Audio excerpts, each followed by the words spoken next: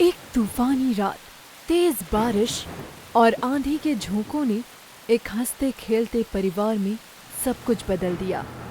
नन्हे जिष्णु की छोटी सी दुनिया पल भर में ही उलट गई। उसके माता पिता एक कार एक्सीडेंट में गुजर गए और अब उसका इकलौता सहारा सिर्फ उसके दादा दादी थे।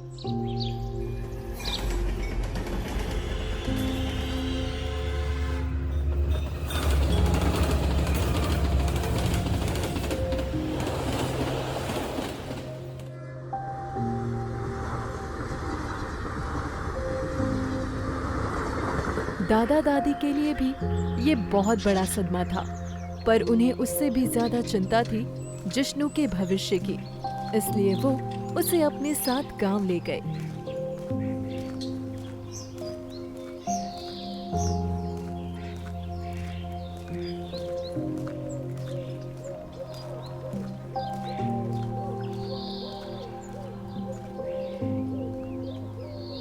गांव पहुंचकर दादाजी ने प्यार से जिष्णु के सर पर हाथ रखा और बोले, बेटा, अब से यही तुम्हारा घर है। अगली सुबह दादी जिष्णु को लेके गांव की सैर पर निकल पड़ी। अपना खेत दिखाते हुए कहा, सब्जियां यहाँ उगती है, गोभी, भिंडी, टमाटर और तुम्हारा फेवरेट आलू। जिष्णु के चेहरे पे पहली बार मुस्कान आई।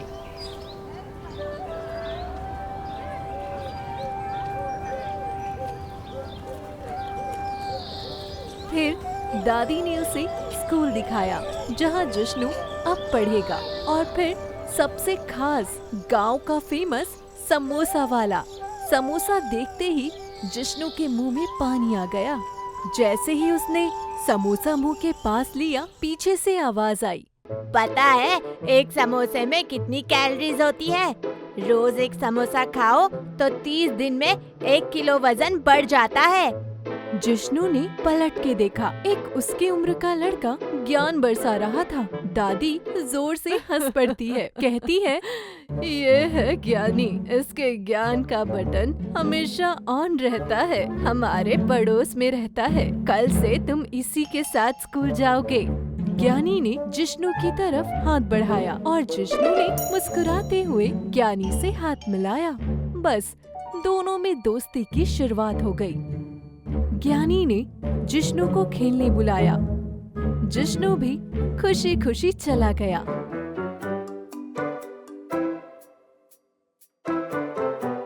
ज्ञानी ने कहा, हमारा एक और दोस्त तेजा भी आएगा। और तभी एक बॉल सीधा जिष्णु के पैर के पास गिरा। और ये रहा तेजा। ज्ञानी बोला।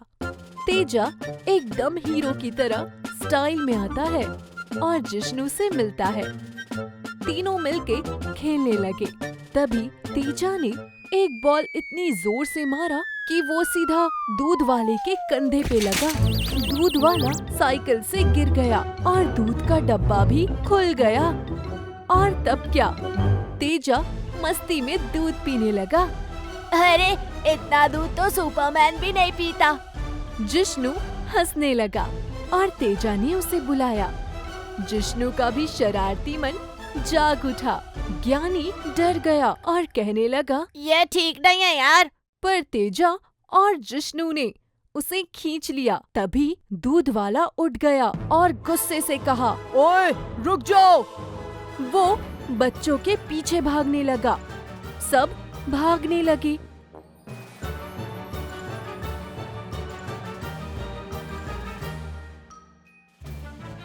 और आगे जाके रुक गए। आगे कोई खड़ा था, जिष्णु के दादाजी। दादाजी ने जिष्णु का हाथ पकड़ा और घर ले गए।